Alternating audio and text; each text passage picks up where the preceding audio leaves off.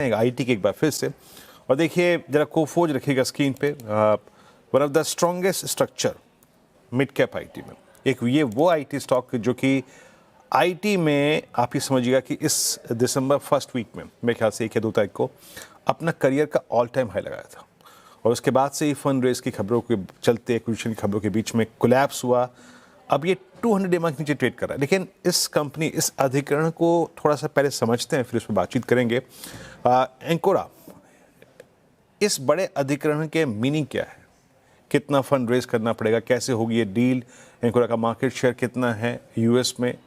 और उनकी revenue growth कैसी रही? पूरी पहले डील को समझते हैं थोड़ा सा। यतिन बताइए पूरी डील स्ट्रक्चर कैसे हुई, क्या ग्रोथ रही है पिछले कुछ वर्षों में एंकोरा की? देखिए, अगर हम कोफोर्ज की बात करें तो आईटी क्षेत्र में सबसे बड़ा ट्रांजैक्शन यहां होने वाला है। और अगर हम यूएस की आर्टिफिशियल इंटेलिजेंस कंपनी की बात करें तो एंकोरा का ये एक्विजिशन करने वाला है, जहां 100% ये लोग ये एक्विजिशन करने वाले हैं। एंटरप्राइज वैल्यू अगर हम डील की बात करें तो बहुत ही बड़ी है, 17-18 हज़ार करोड़ रुपए के आसपास का ये डील साइज आपको माना जा रहा है। और आईटी क्षेत्र में अभी तक के ओवरसीज एक्विजिशन में सबसे बड़ी ट्रांजैक्शन, जहां एंटरप्राइज वैल्यू लगभग $2.35 बिलियन। और अगर हम बात करें तो 1815 रुपए प्रति शेयर के हिसाब से ट्रांजैक्शन आपको होता हुआ नजर पड़ रहा है। और कुल मिला के एंकोरा के शेयर होल्डर्स को लगभग 9.4 करोड़ शेयर्स इशू करेगा कोफोर्ज प्रेफरेंशियल इशू के जरिए। अगर हम बात करें तो यहाँ एडवेंट और वॉबक पिंकस जैसे बड़े शेयर होल्डर्स शामिल हैं, जहां पोस्ट डील लगभग 20% कोफोर्ज का ये लोग होल्ड करेंगे। अगर हम बात करें एंकोरा की तो अभी तक का जो इनका सफर है काफी शानदार रहा है। कंपनी की ग्रोथ काफी सॉलिड रही है और आर्टिफिशियल इंटेलिजेंस सेगमेंट में ये जुड़ी हुई सबसे बड़ी कंपनी नॉर्थ अमेरिका में आपको दिखाई पड़ रही है। जहां ऑब्वियसली अगर हम सेगमेंट्स की बात करें तो hi tech, health care, BFSI, artificial intelligence जैसे सेगमेंट में कंपनी की प्रेजेंस है और क्लाइंट बेस भी बड़ा है, जिसके कारण जो क्रॉस सेलिंग है और जो इंटीग्रेशन है कोफोर्ज के लिए काफी अच्छा होता हुआ दिखाई पड़ सकता है आगे जाके।